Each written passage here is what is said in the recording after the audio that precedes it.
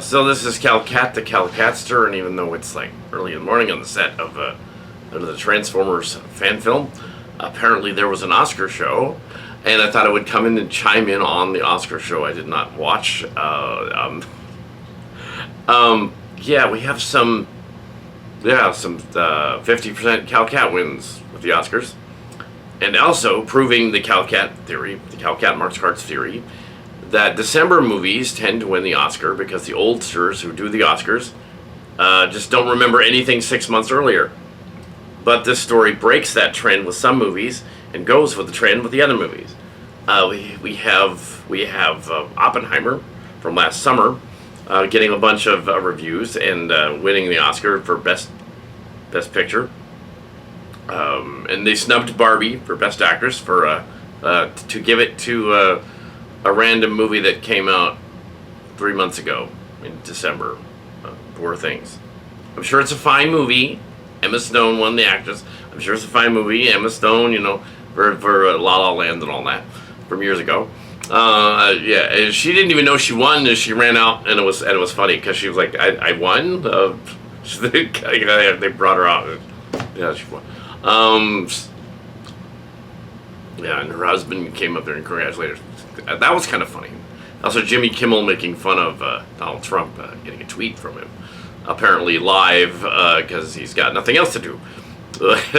Trump does. That was funny. Also, yeah, other highlights. Yeah, nothing else happened. It wasn't very exciting.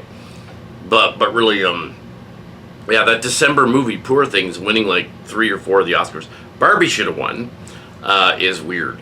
I guess they just decided, yeah, okay, this movie that came out in December was nice. It's about a girl who transforms. And that's very, very Oscar-y. Yeah, sure. Like, her life is restored and whatever. That's fine. I'm not going to knock the movie. It's probably fine. It's just weird that it's like, okay, you picked this movie that barely broke 35 million altogether domestically and barely broke 130 million worldwide. It's a flop. It's not a best. It's not even a popular movie. It didn't come out here at all. So, well, now it will because it's Oscar. But yeah, and it's not against the movie. It's just they released it in December. It's only March, so yeah. How did that get a knock? Come on, guys. Come on, Oscar. Come on. Ooh. I'm sure it's a fine movie. It's just it should have been Barbie. Barbie and Oppenheimer, Barbenheimer, Barbie. Also, what they got for best of foreign film makes no sense. After you've seen Godzilla -1.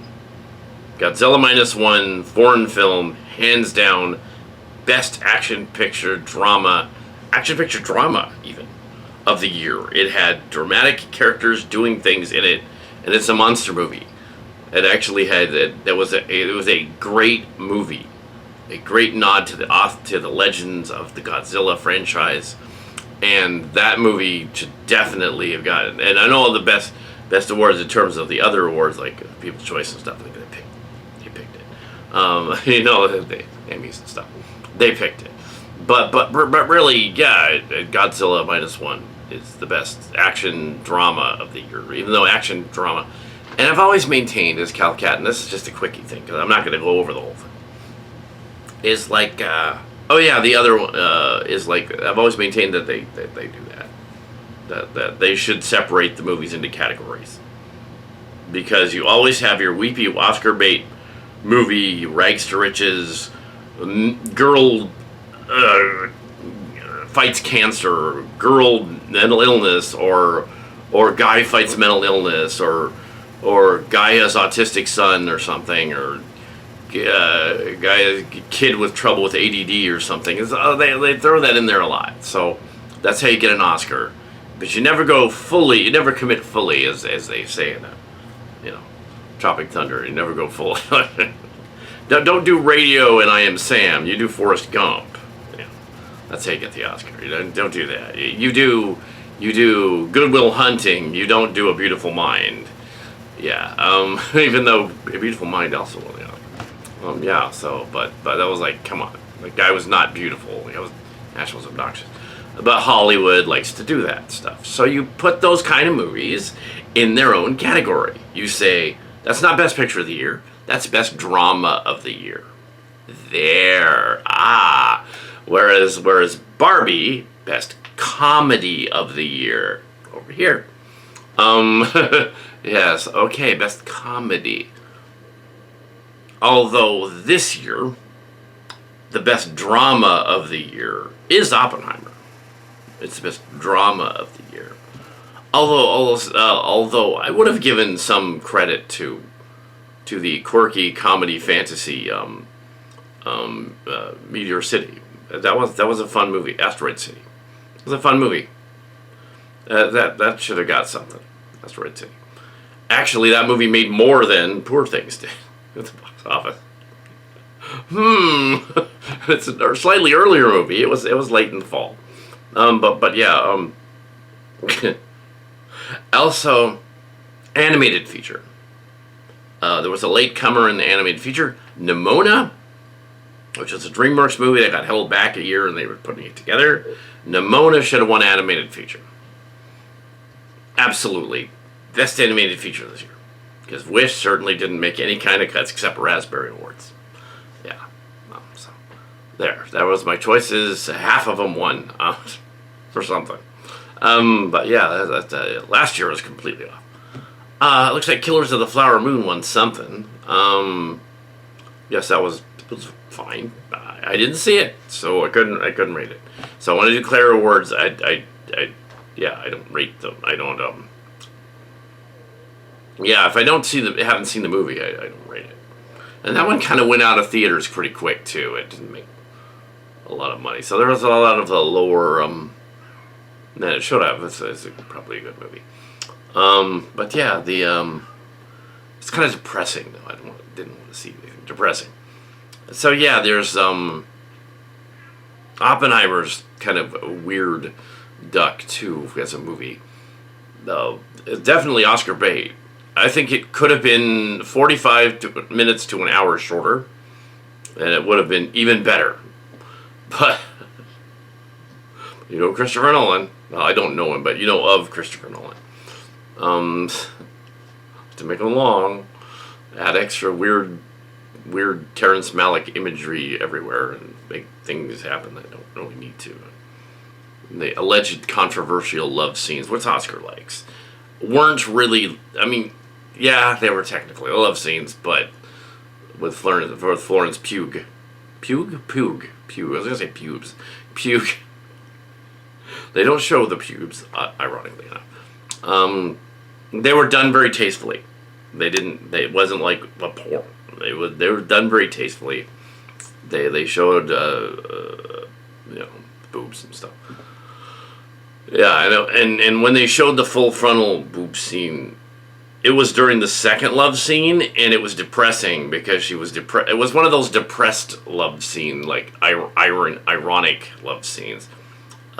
It reminded me. It gave me flashbacks to the Last American Virgin, an infamously bad movie that ever won an Oscar, in which there is a nude scene in that, where an actress is completely stripped down naked to be in a nude scene, and she's crying the entire time because something horrible of surgery is going to happen. I won't say what.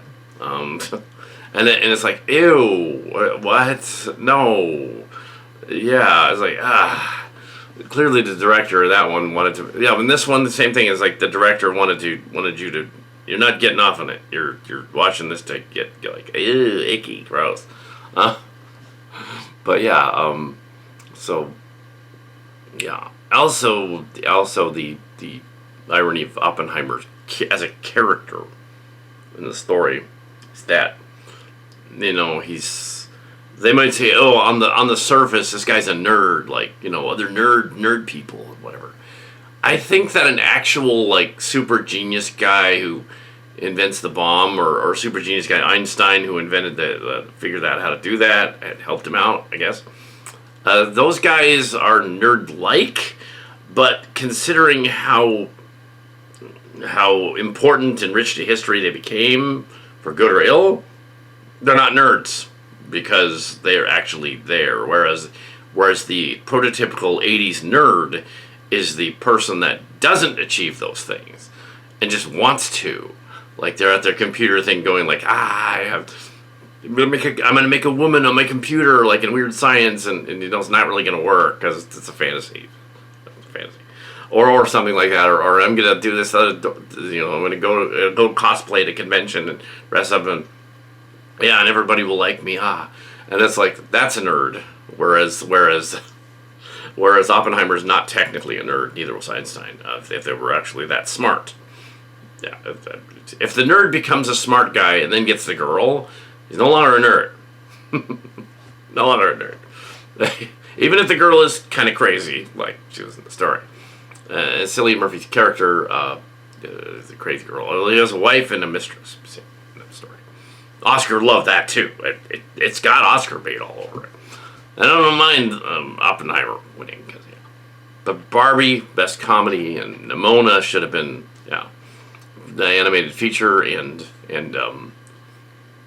Godzilla -1 should have been foreign film, because these other three foreign films are like what are. I'm sure they're fine. I'm sure they're perfectly fine, but Godzilla -1 blows them out of the park. It's just could win for fantasy film too. What was the fantasy film of this year that go back to? Maybe Across the Spider-Verse? Maybe that was the Spider-Verse sequel. I think that was this year. Yeah, the Spider-Verse sequel wins the animated feature as well, but for a fantasy. But does that mean Nimona? No, Nimona is better than Spider-Verse's best sequel, let's say. Those are 2023 movies. It is weird. They always release it 3 months later in 2020. The next year over, and they say it's the 2024 Oscars, even though technically it's 2023 movies. They've done that for 90 years, something like that. I don't know if the Oscars gave Peter Cullen and Frank Welker a Lifetime Achievement Award like the other guys did. They should have, because they're getting a little long in the tooth. And Frank Welker has done almost as many voices as the great legendary Chuck Jones and the others in anime and cartoons and stuff like that. As well as Frank Welker, they should both get the Lifetime Achievement Award at the Oscars, and they did. I don't think they did, but they did at the other one. They did at the Emmys.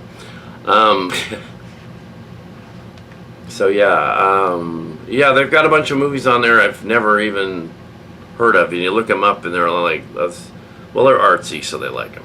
But that's drama category, guys. Oscars, come on, drama category. It's like back in the day when the Lord of the Rings movies or the Marvel movies were so big, they would have won the Oscar. Like the Endgame saga, Black Panther, which is Oscar bait, clearly. Stuff like that. I think there's a certain weird back and forth with creation, where you have your artsy movies that actually didn't sell well and no one went to see getting an Oscar, or you have your artsy movies that get the Oscar for Best Picture where no one's ever going to watch ever again.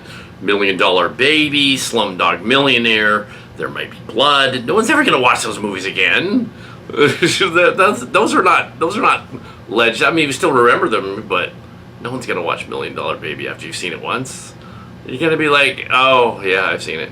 Even the that Swamp Thing one they snuck in there, Shape of Water, which was fine. With that one they did a clever bait and switch, and they threw in a scene where she's watching classic movies, and that's what they showed the Oscar guys.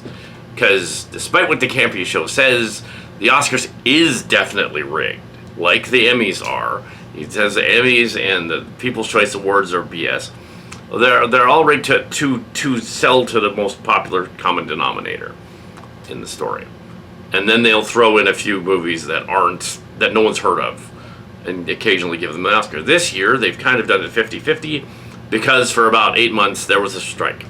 The writer's strike, and there was a producer strike, a director strike, actor strike, SAG-AFTRA, SAG-AFTRA strike, and that was going on for over 6 months. and the actors one was going on for 4 months, and there was yeah, so they had to just pick some movies this year.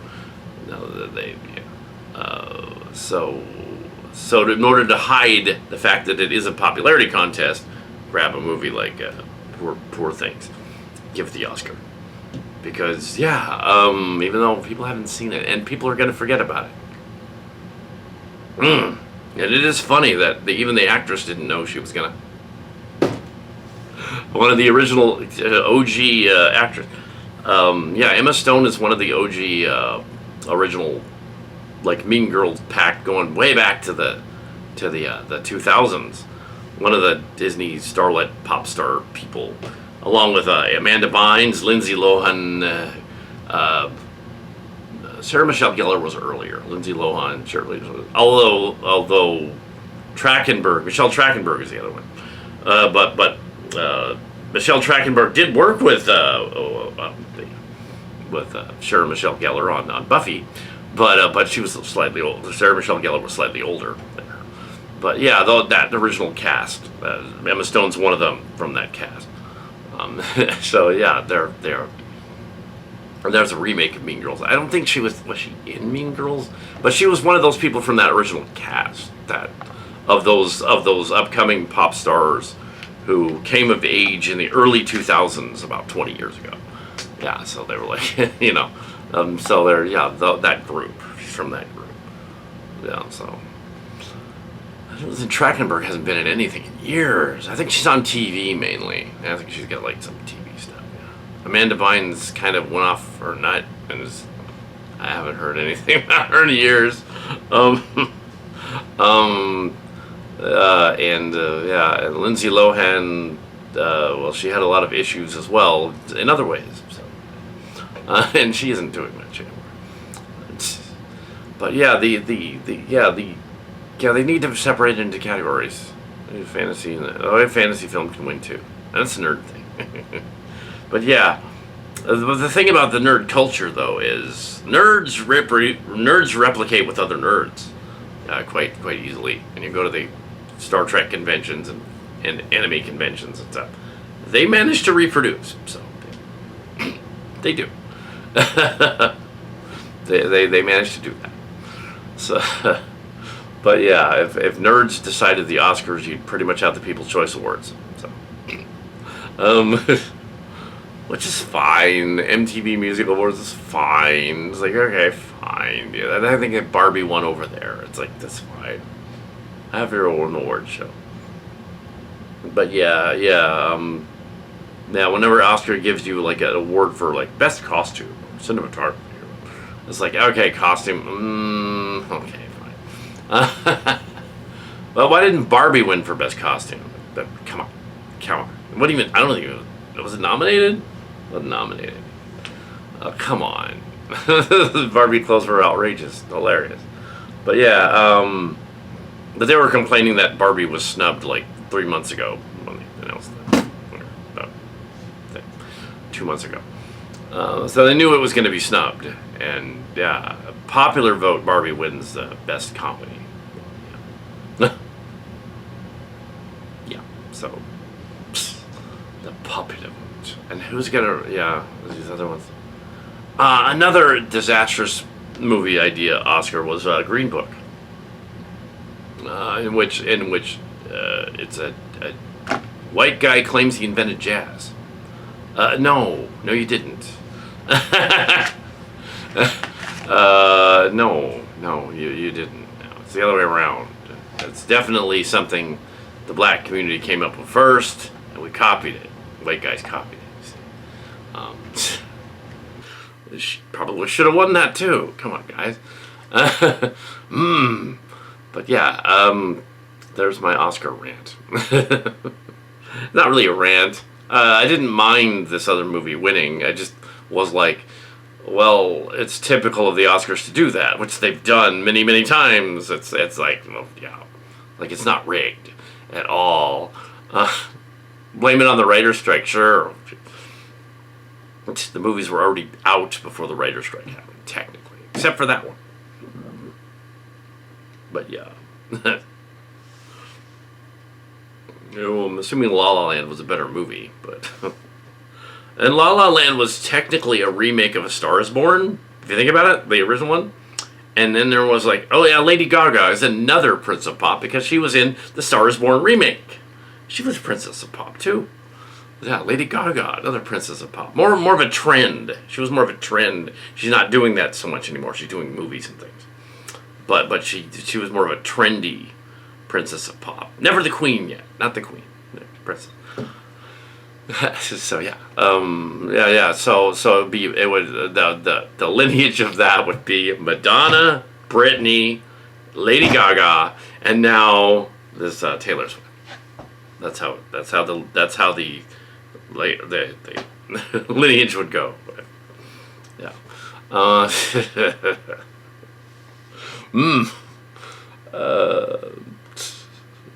Cillian Murphy. He's a Cillian, of course. Of course he's a Cillian. Of course he won. He won too, yeah, Cillian Murphy. But he kind of looked like him, so that's kind of like typecasting. He kind of looked a little like Oppenheimer. It was that Robert Downey Jr. was in that movie and made up to yeah, and it's not until you kind of hear his voice and it kind of comes out, it kind of sounds like Iron Man. You're like, oh! Everybody in the theater was like, oh, there he is. There he is. It's Robert Downey Jr. There he is. Oh, there he is. Ooh, and Florence Pugh. And Florence Pugh I knew immediately in that story. It's like, oh, it's it's the girl from Black Widow, the movie. Okay, all right. Didn't change her last name to make it unusual or different. Probably because Pugh is a famous Hollywood name. So. Anyway, so yeah.